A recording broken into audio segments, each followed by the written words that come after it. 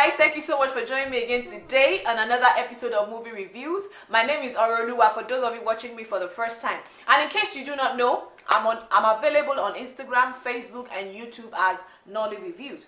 So today I'm bringing you something slightly different from my usual reviews. You know, sometimes it's good to spice up things a little bit. Today I'll be having a little chat. I've seen a couple of her jobs, I've seen her acting, and so far I am impressed with her acting. I think she's doing a good job, and I just wanted to relax and enjoy this time of chat with her. And if you have any comments, please feel free to use the comment tab. So with me today is the pretty lady sitting right next to me. Her name is Wumi Toriola. She's an actress, a producer, and she's been doing some good work. If you check my channel videos, you actually find some of our work that I have reviewed. So you're welcome. Please introduce yourself to us. Thank you. You've done the introduction. Like she said, my name is Wumi Toriola.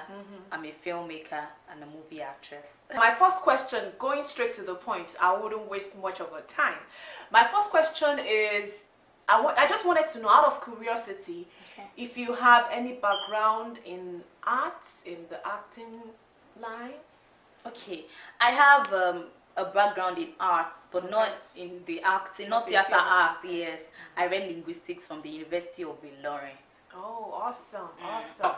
Okay, so my next question would be, I really would, and I'm sure that not just me, people out there would like to know if there was actually something, maybe an event that inspired your going into acting, or a celebrity or someone or something. What exactly prompted your going into the movie industry? Okay, I would say my hobby turned to a career. That was, what prompted me. Like, I enjoyed acting. I just want to be home. I just want to talk. I just want to dance, even without people seeing me. Sometimes my siblings would be like, and I'm like, okay.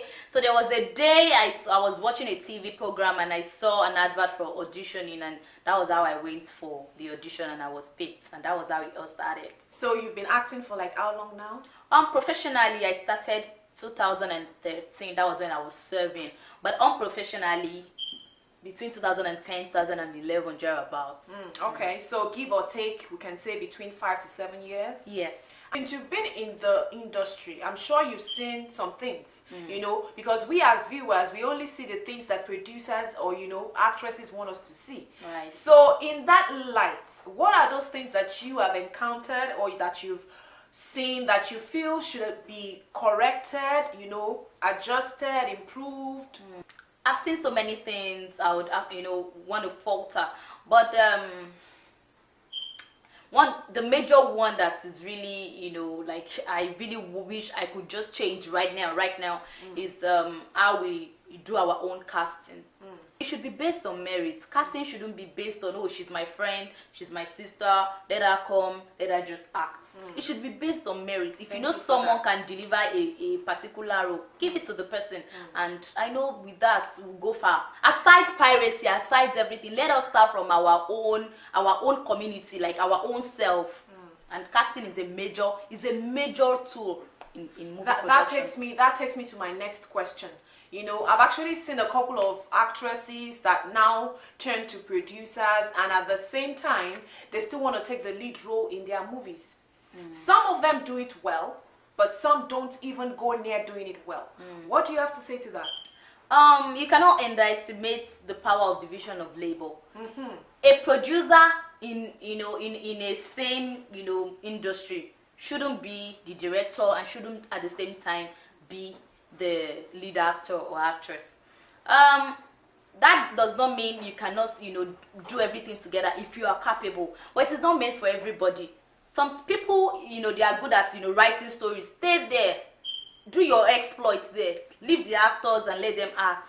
But combining everything, to some people it is hard work. Like, it's not, you won't now get the best of them because they will bring everything together and it looks somehow. So to me, like me, I'm a producer and I'm an actress. But anytime I'm producing my movies, I just give that production title to another person. Like, okay, I'm the owner of this movie, but I want you to stand as my producer, so I can, do my acting well, because that is what I'm called for, not just the producing. And I think that is kind of related to my next question.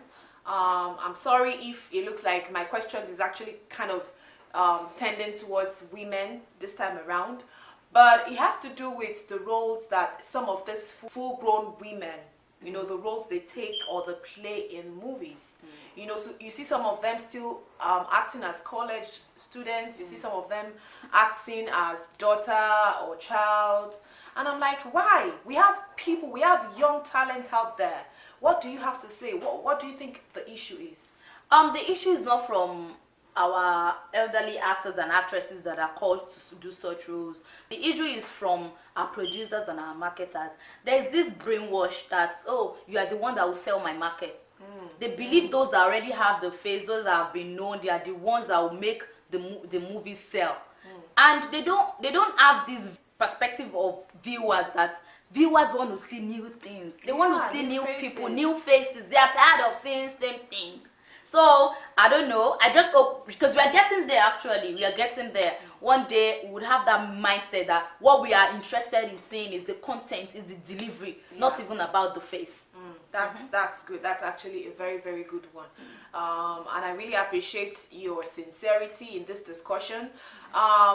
One question that I would like to bring in from the Instagram live that we had initially would be about subtitling. You know, I'm sure that some of my subscribers and people watching me that are familiar with the way I talk about movies will know that I take that very seriously. Even though I've kind of like soft pedaled lately, I try not to talk about it as much as before.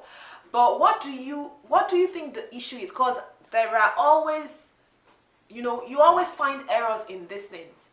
And I appreciate the fact that they're trying to subtitle, because Nollywood as a whole has a wider reach, you know. Not only Yoruba speaking people watch you, not only English speaking people, which I truly appreciate. But I believe that if you want to do something, it's better you do it well. Right. So what do you think the issue is with subtitling? Away from the censor board, because the movies, before they are aired, they are being censored, and you can't just leave subtitling to the censor people. They might not even, you know, want to check and all that.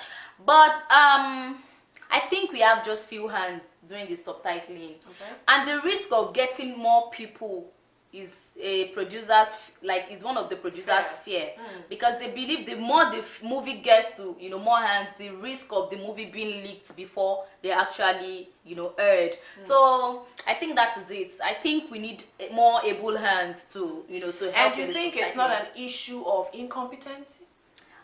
I wouldn't want to use the word incompetence, because you see some of those movies, you see some movies, the, you know, blunders are, you know, very light, and you know that they are the same set of people subtitling those ones, are still the same set of people subtitling the, you know, blundered ones. So I don't know if it is incompetence, but I would rather say we still need able hands.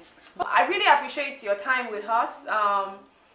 Before we go, I would like you to say one or two things to people out there who are also educated and feel, you know, they can actually drop something in the industry and make it better. Of the faces that I really look out for and that keeps inspiring what I do, you know, on this channel, they are the educated ones, and they're like pretty much the new people in the industry. I must be sincere with you. So what can you tell people out there who are educated, but at the same time they fear what might happen if they come into the movie industry, you know, as concerns getting a role, as concerns the immoral acts or immoral lessons or scandals that they've been hearing about, seeing, you know, what do you have to say to them? What I would want to say is, if you are convinced that you're actually meant for this thing, like you're meant for acting, you're convinced within you, get off the fear. Approach people, talk to people that you look up to. Ask them if they have a kind of school. I think so many of them have it. Yeah, I will ask a question about that. I think so many of them have it. So, you know, talk to them. If there is a group, you can join. And for those that studied it from the university, I know you already have ways of, you know, some people have ways of connecting into it. And if you can't, just leave the fears, get into it. As for the scandals, as for the, just get the fears off and get into it. Okay, so let me quickly talk about that part of theater groups, school of drama and all that. I was actually going to pass a few comments about that on my Instagram and Facebook page. It's a good thing, you know, like it's a good step in the right direction. But my question is this: how many of these so-called drama schools or school of theater or something, how many of these founders actually have a well-grounded foundation in acting? You know, because I'm like, you cannot give what you don't have. That is one thing, and I'm sure every one of us, we will agree with me. So do you think it's actually a good thing? Because if I start counting, I know about 5 or more, you know, that they're actually trying to like form a group here and there and there and there. Is there something like an umbrella that brings a standard for all these, you know, groups, for all this school of drama and all that? Is there like an umbrella that brings standard into them? Yeah, I think there is an umbrella, because what I did was I went to Odufa School of Theatre Art, and before I went there, I had to go and study the environment. I had to be sure there was an instructor. I had to be sure the instructor is not, you know, just someone that does not have a skilled and unskilled knowledge about theater. So that was how I joined. There are a couple of them out there. I don't want to mention names, but I know about Femi Adebayo's School of Theatre Arts. I know he has instructors and all that. So, but the thing is, be sure, because some people, we are not just meant to impact knowledge. Like me, I'm not convinced enough to have a school yet. And I'm not saying I won't have it, but right now I think I am not, you know, venturing into that. I can't impact that kind of the knowledge I have yet. Yes. Okay. So people should always watch, go to the environment before you join the group. Because some people would, you know, have a school now, they're even looking for their own balance first. So be wise. Thank you so much. Thank you so much. I really appreciate your time. I really appreciate your sincerity in this little chat, in this discussion.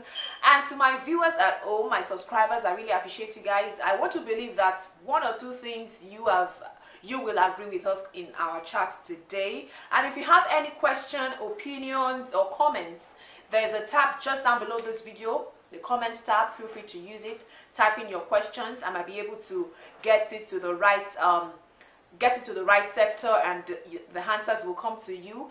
And if you feel you have an opinion you want to share, please feel free to use the comment tab. You know I love reading from you guys. Thank you to all of you. I really appreciate you. Stay blessed, and remember, God loves you. Have a wonderful week. Bye. Bye-bye.